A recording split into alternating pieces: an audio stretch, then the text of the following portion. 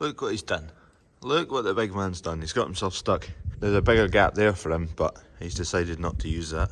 It's his lugs. When he goes back, his lugs get in the road. I've tried to kind of fold them back and push him back through, but he's not having any of it. He's not budging at all. Poor fella. Right, I'll go and get a grinder. Oh, I got him out.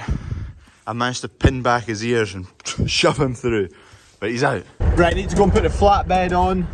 Good morning as well, I've not said good morning. Go and put the flatbed on, need to pick up some rapeseed meal, 2 ton, along the road at yard number 3. I don't know what you heard about me. Needing a bit of oomph. Right, we're off. Suggestions below of what I should do to my Defender. Here we are, 1 bag of rapeseed meal. I've got 2 to get. I say it every time, but they're horrible bags to cart about because they're so tall and top heavy. I've got 2 bags to get. Ideally I wouldn't be loading them right at the front of the trailer, but you kind of have to use the backboard of the trailer to get some sort of support so they don't fall over.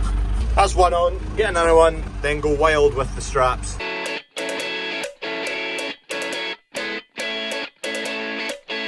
I'll show you the new cattle that Dad got the other day.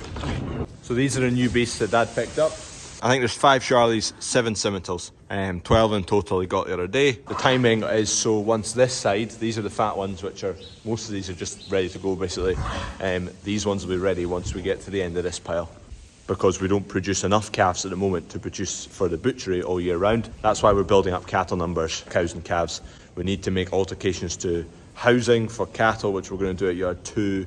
Hopefully for next winter we'll have something sorted out, and that'll allow us to bump up the cows and calves numbers quite significantly. Anyway, new beast seem to have settled in quite well.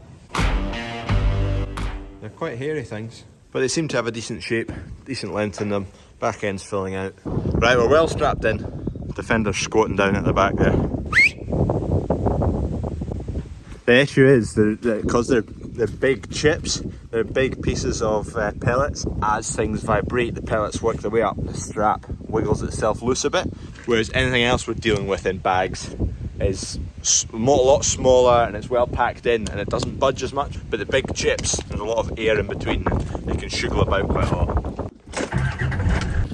Field of oilseed rape, motoring along now, looking well.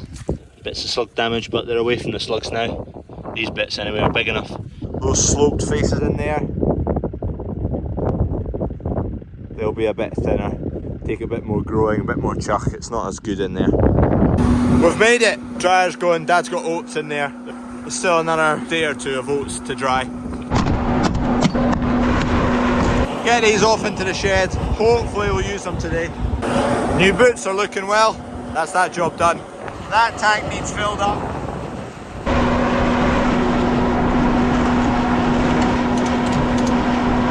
Just a way to get some AdBlue.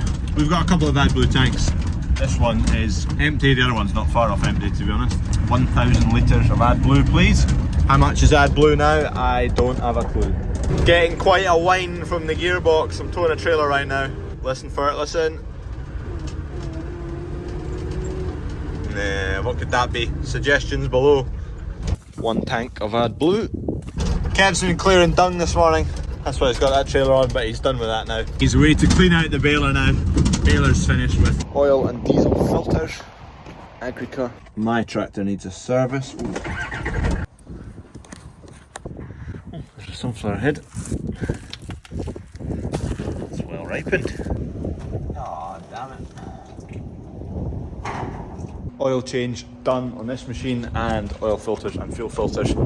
It's had new tyres in the front, it's needing a full wash, and then that's it, good to go again to crack on sewing. You'd think he wouldn't do it again. Exact same spot when he's got a big gap over there. Oh, you plonker. He's close, I've got his lugs through. Come on, here you go. What he does is he comes through and his lugs come either side of the bar, and once they're through it's much harder to get back. So I get his lugs folded back and then he's good.